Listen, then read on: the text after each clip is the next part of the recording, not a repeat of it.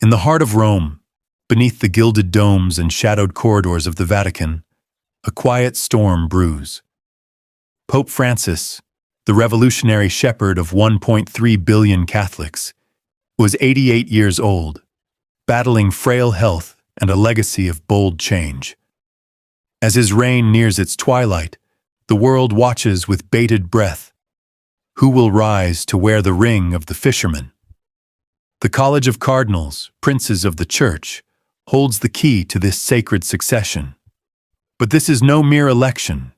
It's a clash of visions, a battle of souls, and a gamble on the future of a millennia-old institution. Tonight, we unveil the top 10 cardinals poised to claim the papal throne. From the fringes of the globe to the heart of the Curia, their stories are as diverse as the Church itself. Let's begin the countdown, where intrigue meets destiny. Number 10. Cardinal Wim Ike, the physician of faith. At number 10 stands a man who once mended bodies before he turned to souls. Cardinal Wim Ike, the 71-year-old Archbishop of Utrecht. A former physician, Ike traded the scalpel for the crozier, bringing a clinical precision to his defense of Catholic doctrine. In a church tugged between progress and tradition, Ike is a rock, unyielding, unflinching. He's clashed with Pope Francis over marriage, communion, and the modern world's moral drift, earning him a reputation as a conservative firebrand. Picture this: a Dutch doctor turned cardinal, his hands steady as he stitches the fabric of tradition back together. But can a man so rooted in the past heal a church racing toward the future? The conclave will decide. Number 9. Cardinal Fridolin Ambongo Besungu, the Lion of Africa. From the pulsing heart of Africa comes number 9, Cardinal Fridolin Ambongo Besungu, the 65-year-old Archbishop of Kinshasa. They call him the Lion of Africa, a fierce protector of tradition in a continent where Catholicism is booming. When Pope Francis opened the door to bless same-sex unions, Besungu roared back, slamming it shut for Africa's faithful. Charismatic, bold, and unafraid, he's a kingmaker in the making. Imagine an African pope, the first in history, leading the church from a continent that's fast becoming its future. But his defiance of Francis's reforms could split the conclave. Will the lion roar from Peter's throne, or be caged by the Vatican's old guard? Before we delve in deeper, please take 5 seconds to like this video and subscribe to our channel to stay updated on similar videos. Thank you for liking and subscribing. Back to our discussion. Number 8. Cardinal Raymond Burke, the American Maverick. Enter number 8. Cardinal Raymond Burke, the 76-year-old American from Wisconsin, a lion in his own right. Burke is the poster child of Catholic traditionalism, a rebel with a Beretta. He sparred with Francis over everything from gay rights to the Latin Mass, a thorn in the side of the progressive papacy. Picture this: an American pope, the first ever, wielding the crozier like a gavel to restore order. Burke's a long shot, too polarizing some say, but his supporters see a warrior ready to storm the Vatican's gates. Will the conclave embrace this maverick, or cast him out as a relic of a bygone era? Number 7. Cardinal Peter Erdo, the silent conservative. At number 7, we find Cardinal Peter Erdo, the 72-year-old Archbishop of Esztergom, Budapest. Quiet, scholarly, and deeply conservative, Erdo is the dark horse of Eastern Europe. He's opposed Francis's softer stances on marriage and migration, preferring the church as a fortress to a field hospital. Think of him as the strategist in the shadows. Less flash, more steel. A Hungarian pope could bridge Europe's divided soul, but his low profile might leave him overlooked. Can this silent giant rally the votes, or will he remain the conclave's best-kept secret? Number 6. Cardinal Mario Grech, the Synod's architect. Number 6 brings us to the Mediterranean. Cardinal Mario Grech, the 67-year-old Maltese mastermind behind Francis's Synod on synodality. Grech is the Pope's right hand in pushing for a more inclusive, listening church. He's a bridge builder, a man who dreams of a papacy that bends toward the people. Imagine a pope from tiny Malta steering the church into uncharted waters of reform. But his progressive leanings could alienate the traditionalists. Will Grech's vision unite the conclave, or fracture it beyond repair? Number 5. Cardinal Matteo Zuppi, the peacemaker.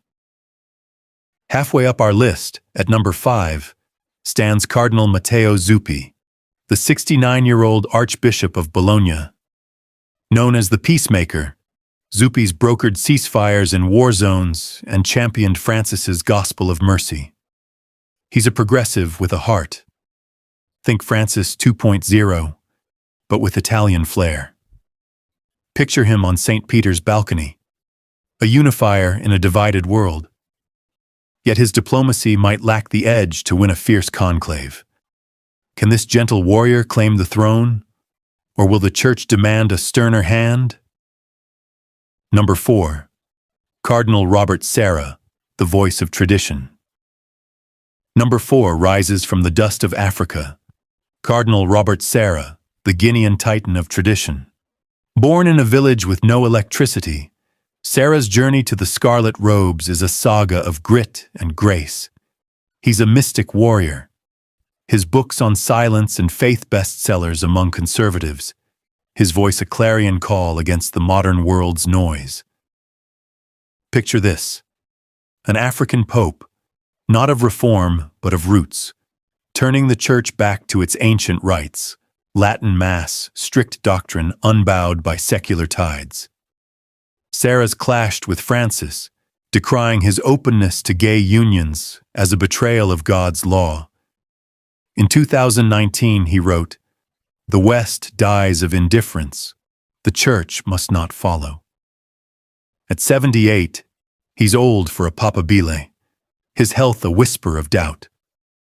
But his followers see a prophet, a Moses to lead them from the wilderness. Imagine the conclave. Sarah's name rises, a thunderclap of tradition. An African cardinal once told me, "He's our Augustine, brilliant but unbending." Will the Church crown this voice of the past, or bury it beneath the future's rush? Number 3. Cardinal Luis Antonio Tagle, the Asian star.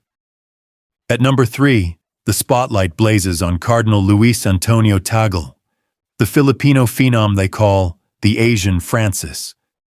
He's a supernova, charismatic, emotional, a preacher who weeps with his flock.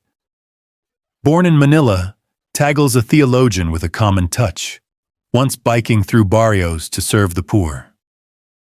Now, as prefect of the Dicastery for Evangelization, he's the Church's global face. Picture this: the first Asian pope, shattering Europe's hold, his voice ringing with joy and mercy. He's pushed for LGBTQ inclusion, saying, "God's love excludes no one." But that warmth has critics sharpening their knives. Too sentimental, they hiss. Too soft for Rome's marble jungle. Imagine the scene. Tagle, tears in his eyes, steps onto St. Peter's balcony. Asia's hope made flesh. In 2020, a cardinal whispered, "He's the future, if he can survive the present." Will the conclave embrace this star, or dim his light in the Vatican's shadows? Number 2. Cardinal Pietro Parolin, the diplomat. Number 2 is the Vatican's smooth operator, Cardinal Pietro Parolin, the 70-year-old Secretary of State. Parolin's a diplomat's diplomat, cool, calculating, the architect of Francis's foreign policy.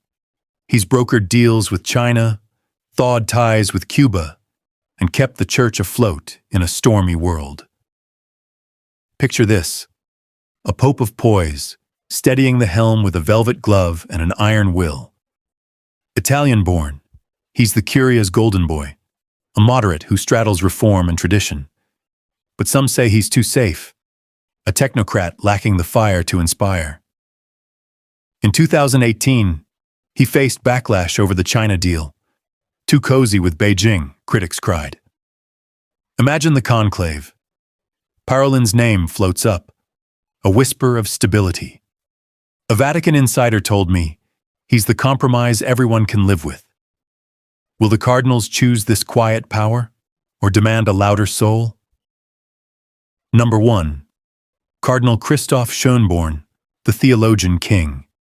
And at number 1, the pinnacle, Cardinal Christoph Schönborn, the 80-year-old Archbishop of Vienna. He's a titan, Benedict XVI's protégé, Francis's confidant, a rare bridge in a divided church. Born to Austrian nobility, Schönborn's a scholar-priest, co-author of the Catechism, a mind that wrestles with God and man. Picture this: a philosopher-pope, blending intellect with mercy, guiding the flock through scandal and secularism. He's backed gay civil unions while defending doctrine, a tightrope walker in red. But at 80, he can't vote in the conclave, a rule that could doom his chances. Still, his name hums with possibility. Imagine it. Schönborn, frail but fierce, steps onto the balcony, a king for a new age. A cardinal once said, "He's our last Renaissance man." Will the conclave crown this elder genius, or let youth steal the throne?